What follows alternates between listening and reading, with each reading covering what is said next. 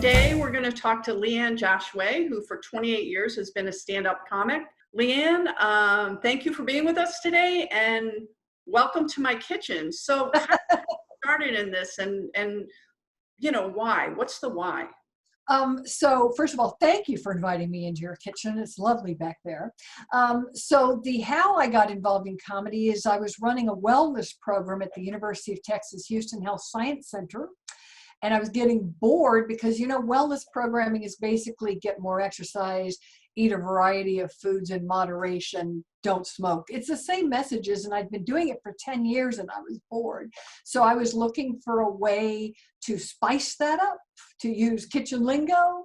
And I was also getting a divorce and was stressed. And so I accidentally took a stand-up comedy class.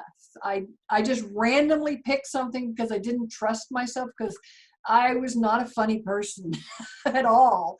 And so I took this class and it changed everything. It changed the way that we communicated about, we got 17 to 23% increased participation in our aerobics classes, depending on the site, because we went around and we dressed as, you have to be old to remember this, but there used to be a group on Saturday Night Live called the Whiners. Oh, yes, yeah. And so we would dress like that and we would whine about how we can't exercise because it makes us sweat. And we would just do it in really funny ways, same messages, but really in a kind of a comedy troupe format. And it actually drove our participation rates up, not only in exercise, but in our smoking cessation program. And so we started converting our brochures to including a little bits of sense of humor in them. And it really made my job easier, but it was received better. And so that's how that started. And so I've always been committed, since that's the way I got my start in comedy, to using comedy and sense of humor as positive tools for both mental and physical health. And that's kind of mostly what I do when I'm talking to organizations, is how do we get people to focus on what's funny when something funny does happen, but also to laugh when things aren't funny, because the majority of the things we laugh at are not meant to be funny. 70% of the things we laugh at every day are, we make a stupid fool out of ourselves, and we laugh at that, or we laugh when somebody we love shows up, and it just comes directly from the heart. There are 4 theories for why humans laugh, 3 of which are good, 1 of which is bad. So one is social bonding, and that's that heartfelt, we love somebody and we laugh at their mere presence. That's why you laugh with your dogs, you laugh with your babies, right? Mm-hmm. And so that's social bonding theory. A second one is arousal relief. And that means we get aroused to a negative state of emotions and we have no other option but to giggle it away or laugh it away. And a good example of that is if you're watching a horror movie and you find yourself laughing in some of the most tense moments. It's a natural release valve, just like crying is. And we use that a lot during the day. And then the third is incongruity. And that's what we use for intentional comedy. And basically it's something happens that we don't expect. Did I just describe your life? Yes. Right? So basically, your life is exactly a joke. The only difference is that when you experience those negative emotions like frustration and confusion and embarrassment, in intentional comedy, we laugh at the incongruity. And sometimes in regular real life, we laugh. And sometimes we just get more exacerbated in our negative feelings. And the one negative use of our humor is superiority, which is to make other people feel worse. The function of that is to make us feel better, but that is not a useful tool in everyday life. And I think that's where people get concerned, because many times in a workplace, someone will make a joke that's inappropriate, or they will say, well, I was just trying to be funny. But the key commonality in all of those things is using comedy to put somebody down. Right. Or a group of people down. And that is very clearly, 1, we need to not participate by laughing at that. And 2, we need to be clear about what it is when we see it. Yes, I have always said labeling bullying as joking does not make it not bullying. No, that's exactly right. Well, one of the things that we do here is share a recipe because, in COVID, we've all had to eat our own cooking. And you are a longtime vegan, and you shared this amazing recipe for macaroni and cheese. Yes. So it's the recipe for making the cheese. And you know the stuff that you get in the mac and cheese packet? That's not cheese either. What? No, right? Have you ever seen a cheese that color?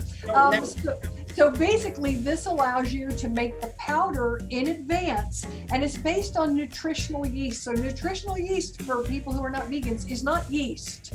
It's a whole different ball of wax. In fact, I use it on everything. In fact, I have one dog who is a diva, and sometimes she will only eat her food if I put nutritional yeast on it. That's how good it is. You have been well trained by your dog. Well, don't even talk to me about the coconut chips sometimes she demands. And so you can make it in bulk. I keep it in an old spaghetti jar in the pantry, so you don't even have to refrigerate it. And that way, when you're ready to make mac and cheese, and I know for a lot of us, that's a comfort food. And right now we want to feel, and it's also easy. And it's just as easy as the stuff you buy in the box, except it's vegan. So you use this, and you're going to be sharing the recipe, and it's mostly stuff you have in your cabinet. It's the paprika, by the way, that really gives it that cheesy taste. It's got a smoky depth to it, combined with the nutritional yeast, which has a nutty kind of a flavor. It's sort of an umami kind of popcorn. So you make that in advance, and then you do it just as you would a box of macaroni and cheese, except you buy your own. And I tend to like orchetti. Is that the correct pronunciation for those kind of cup-shaped noodles? Because they hold the cheese in them. I like that. And of course, instead of butter, you use vegan butter sticks, and instead of milk, you use a plant-based milk. And I have served it to non-vegan friends, and they all really like it, and they're all amazed that, first of all, it looks like mac and cheese. Right. Because, a lot of substitutions for a vegan cheese, you try to melt it, it doesn't melt. It looks and tastes like rubber, and people have this bad image in their head. This is a powder. It works really well. Once you mix it, butter, even if it's vegan butter, solves almost every problem. I believe that's true. And I also think that you're right. People have an idea that vegan food is somehow not delicious because they try and make vegan food to look like or taste like meat, where there's so many other things you can do. Right. It's like vegetables. Things can taste like so many things. And here we have a lot of choices in Oregon. And that's what I was going to say. In the past 3 or 4 years, even nationwide, the number of choices in terms of things that are being produced in a vegan form are so much. There's so much a broader variety, and also they're tastier. As a long-term vegan, I can tell you that is true. There are very few cheeses, for example, that still taste like the rubber eraser on the end of your pencil, which is what they first started. I had those, but I think people are both more health conscious, and as we see, the conditions and connecting what we eat to the conditions, both for the animals and for people who have to work in these plants. Right.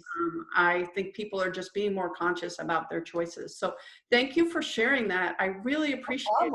And what is your website if people want to check out what you do or some of your courses or anything? It's www.accidentalcomic.com because I accidentally became a comedian. That's fantastic. Well, thank you, and I'm sure that I will see you, whether it's on Facebook or maybe with our mask, walking 6 feet apart in the grocery store. Want to see more What's Cooking with Val? Make sure to subscribe to our page by clicking the link.